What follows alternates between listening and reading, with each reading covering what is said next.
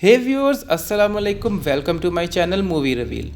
Movie reveal में आज जिस मूवी का रिवील लेकर आपके लिए आए हैं वो है wrong turn part 2। So let's start the video. Film के शुरू में हमें एक मॉडल को दिखाया जाता है जिसका नाम किम्बरली है। वो एक शूट के लिए वेस्ट वर्जीनिया के जंगलों में जा रही थी और अपने मैनेजर से बात कर रही थी। अचानक इसके सामने दो रास्ते आ जाते हैं। इसका मैनेजर इसको पेपर फैक्ट्री वाले रास्ते पर जाने को कहता है। वो इसी रास्ते पर निकल पड़ती है। अचानक इस रास्ते पर आते ही इसकी कॉल कट जाती है। मोबाइल को देखते हुए एक आदमी इसकी गाड़ी से टकरा जाता है। वो बहुत ज़्यादा घबरा जाती है और गाड़ी से उतरकर इसे देखने लगती है। वो देखती है कि वो आदमी अभी ज़िंदा है। वो इसकी मदद करने लगती है कि अचानक वो आदमी इसको दबोच लेता है और उसके नीचे वाला होंठ चबाकर अलग कर देता है। किम्बरली दर्द से तड़प रही होती है और भागने की कोशिश करती है, लेकिन सामने से एक और आदमी इसको पकड़ लेता है। वो इसको सीधा खड़ा करके इसके दो टुकड़े कर देता है। वो दोनों इसका एक एक टुकड़ा लेकर चले जाते हैं। इसके बाद हम एक कर्नल दिखाया जाता है जिसका नाम मर्फी है। वो वेस्ट वर्जीनिया के जंगलों में एक रियलिटी शो होस्ट कर रहा था। इस शो का नाम एपोक्लिप्स था। किम्बरली भी इसी शो की कंटेस्टेंट थी जो कि अब यहाँ नहीं पहुँच सकती क्योंकि वो रास्ते में शिकार हो गई है। शो के डायरेक्टर का नाम माइकल था। वो सबको शो के लिए रेडी होने का कहता है, लेकिन किम्बरली वहाँ मौजूद नहीं होती। तो माइकल फैसला करता है कि वो इसके बगैर ही शूट करेगा। वो इस शो की सेकंड प्रोड्यूसर मारा को कहता है कि वो छठी कंटेस्टेंट बन जाए। वो इस बात के लिए राज़ी हो जाती है और वो पूरे जंगल में कैमरे फिट कर देते हैं। इसके साथ साथ वो बाकी कंटेस्टेंट पर भी कैमरे लगा देते हैं। मर्फी इनको एक अजीब सा टास्क देता है कि इन्हें जंगल में जाकर खाना ढूंढना है। इन 6 कंटेस्टेंट की 3 टीमें बना देता है और हर टीम में 2 लोग होते हैं। इनको सारे रूल्स बता दिए जाते हैं। इसके बाद इनका शो स्टार्ट हो जाता है। उन्होंने जो कैमरा लगाया था इसकी फुटेज में हम मील को देखते हैं जो टॉयलेट कर रहा था। तभी कोई शख्स इसके पीछे से आकर इसका गला काट देता है। मर्फी जो इस शो को होस्ट कर रहा था, जब वो वापस आने लगता है तो वो देखता है कि इसकी गाड़ी को किसी ने तीर मारकर पंक्चर कर दिया है। इसके बाद कोई इस पर तीरों से हमला कर देता है, लेकिन वो खुद को बचाता हुआ दरख्त के पीछे छुप जाता है। अचानक वो आदमखोर सामने से इस पर कुल्हाड़ी फेंकता है, लेकिन वो कुल्हाड़ी से बच जाता है। मर्फी अपना चाकू निकालता है और चाकू से आदमखोर पर हमला करता है जो सीधा इसके सीने में लगता है, लेकिन इसको ज़रा भी असर नहीं होता। वो आदमखोर चाकू पर लगे हुए अपने ही खून को चाटना शुरू कर देता है। इसी असना में इस आदमखोर का दूसरा साथी पीछे से आकर मर्फी को बेहोश कर देता है। शो के डायरेक्टर माइकल की किसी बात पर जेक नाराज़ होकर शो छोड़कर चला जाता है, तो उसकी साथी कंटेस्टेंट जिसका नाम अलीना होता है माइकल के पास आकर इसकी नाराज़गी कम करने की कोशिश करती है। मारा और नीना को जो टास्क मिला था उसके मुताबिक उन्हें दरिया पर जाकर इस टास्क को मुकम्मल करना था। वो तेज़ी से भागकर दरिया के पास जाती हैं। मारा उस टास्क को पूरा करने के लिए आगे बढ़ती है और टास्क को मुकम्मल कर देती है, लेकिन साथ ही वो माइकल और अलीना को भी देख लेती है, जिससे वो काफ़ी दिलबर्दाश्ता हो जाती है क्योंकि वो माइकल को पसंद करती थी और माइकल के कहने पर ही उसने इस शो में हिस्सा लिया था। वो काफ़ी दुखी हो जाती है, लेकिन नीना इसे काफ़ी समझाती है। एम्बर और जॉन्सी को जंगल में एक बारबेक्यू नज़र आता है और वो समझते हैं कि शायद यही इनका टास्क था। वो इसको उठाकर ले जाते हैं। मारा इस जगह को छोड़कर जाना चाहती है। वो चलते चलते एक घर में पहुंच जाती है। घर के अंदर जाने पर इन्हें इन आदमखोरों की तस्वीरें नज़र आती हैं, जिनमें कुल 4 लोग थे, मियाँ बीवी और 2 उनके बच्चे। ये बहुत ख़तरनाक लोग थे। अभी वो तस्वीरें देख रही होती हैं कि वहाँ कोई आ जाता है। वो छुपकर इन्हें देखने लगती हैं। वहाँ पर एक माँ और बेटी दाखिल होती हैं। माँ को डिलीवरी पेन हो रहा था। उसकी बेटी इसे टेबल पर लटा देती है। वहीं पर वो एक बच्चे को जन्म देती है।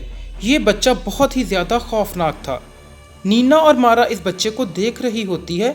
तभी वो लड़की की नज़र इन पर पड़ जाती है। वो चीखने लगती हैं। तभी ये दोनों दरवाज़ा बंद कर देती हैं और बेड को दरवाजे के साथ लगा देती हैं। वो लड़की दरवाज़ा तोड़ना शुरू कर देती है।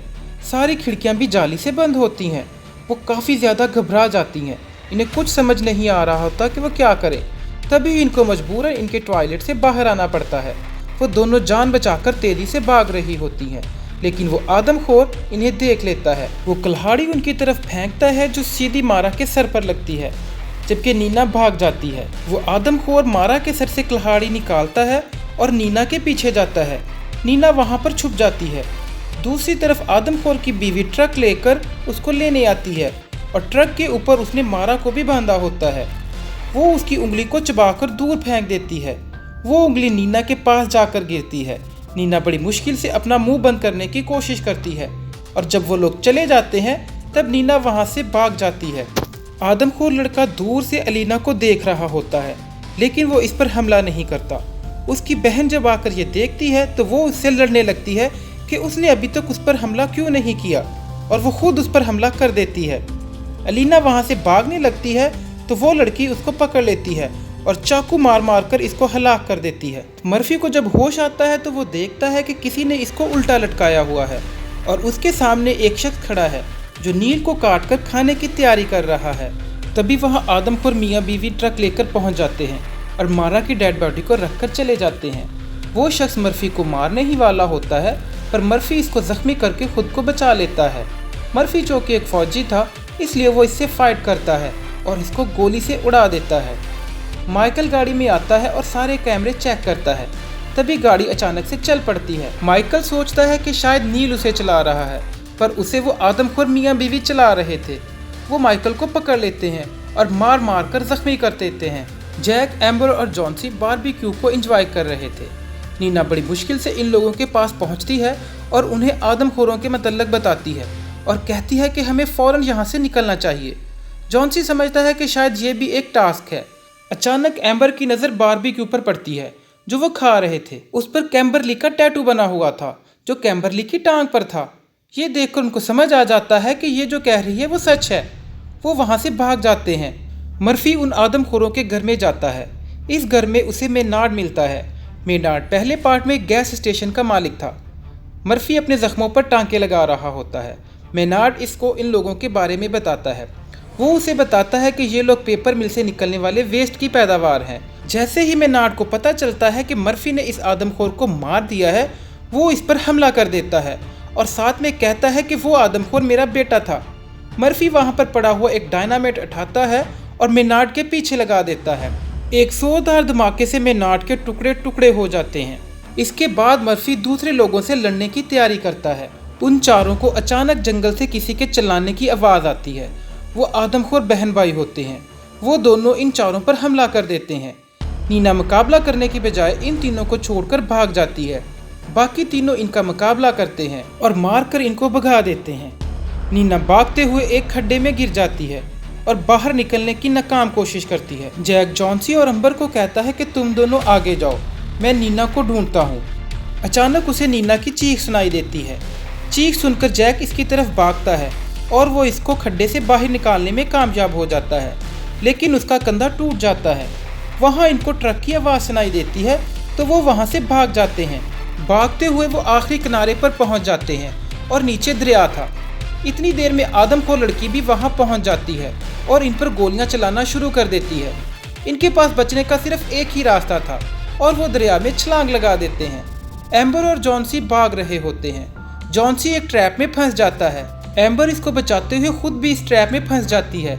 इतनी देर में आदमखोर और उसका बेटा वहाँ पहुँच जाते हैं। आदमखोर अपने बेटे को कहता है कि तुम निशाना लगाओ। वो लड़का एक ही तीर से वार करके दोनों को मार देता है। नीना और जैक बड़ी मुश्किल से एक वीरान फैक्ट्री में पहुंचते हैं जहां उन्हें अलमारी में एक ढांचा मिलता है जो एक छोटी बच्ची का था।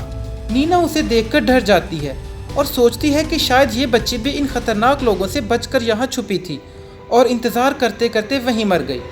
डर की वजह से नीना वहाँ से भागने लगती है लेकिन जैक उसे पकड़ लेता है और कहता है कि जॉन्सी और एम्बर यहाँ आने वाले हैं, हमें इनका इंतज़ार करना चाहिए। वहाँ उन्हें बहुत सारी गाड़ियाँ नज़र आती हैं जो उन लोगों की थी जिन्हें इन आदमखोरों ने मारा था। वहाँ इनको अपनी गाड़ी भी नज़र आती है जिसमें से माइकल की मुसलसल आवाज़ आ रही थी। वो दोनों इसे बचाने के लिए आगे बढ़ते हैं। जब जैक अंदर जाता है तो वो देखता है कि माइकल लाइव आ रहा है। आदमखोर औरत उसे बड़ी बेरहमी से मार देती है जिससे जैक समझ जाता है कि ये इनके लिए बिछाया गया एक ट्रैप है।